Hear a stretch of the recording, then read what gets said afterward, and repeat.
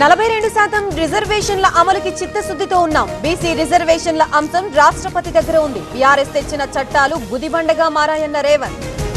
శాస్త్రీయంగా చేయకపోవడంతో చిక్కులు. ఎన్నికల ముందు బీసీ డిక్లరేషన్ ఇచ్చారు మాజీ మంత్రి గంగుల కమలాకర్.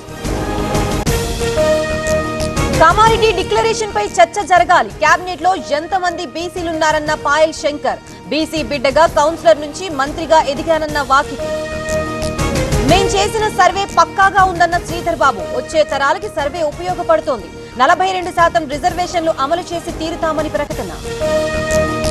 టాలీవుడ్ కార్మికుల వేతనాలు పెంపు. 15% జీతాలు పెంచుతూ నిర్ణయం. కార్మిక సంఘాలకు లేఖలు పంపిన ఫిలిం ఛాంబర్. సత్తెనపల్లిలో అర్ధరాత్రి పోలీసులు దాడులు. పేకాట ఆడుతున్న 15 మంది అరెస్ట్. 2 లక్షలకు పైగా నగదు, 20 మొబైల్స్ స్వాధీనం. ఈ world IVF day OSS wheel of hope తిప్పండి.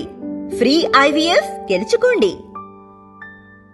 బాసర దగ్గర తగ్గిన గోదావరి ఉధృతి. ఇంకా నీటిలోనే 2 లాడ్జీలు, కాటేజ్. వరదకి కూలిన గంగమ్మ విగ్రహ ప్రహరీ గోడ. మెదక్ జిల్లాలో మంజీరా నది ఉధృతి. సింగూరు ప్రాజెక్టు నుంచి నీరు విడుదల. ముంపులోనే ఏడుపాయల వనదుర్గామాత ఆలయం. శ్రీశైలం జలాశయానికి కొనసాగుతున్న వరద. 6 గేట్లు ఎత్తి దిగువకు నీరు విడుదల. అవుట్లో 2,26,000 క్యూసెక్కులు.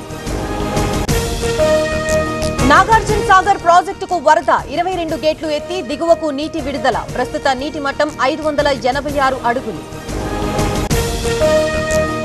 కాళేశ్వరంలో గోదావరికి పోటెత్తిన వరద. త్రివేణి సంగమంలో 12 మీటర్ల నీటి మట్టం. కొనసాగుతున్న మొదటి ప్రమాద హెచ్చరిక.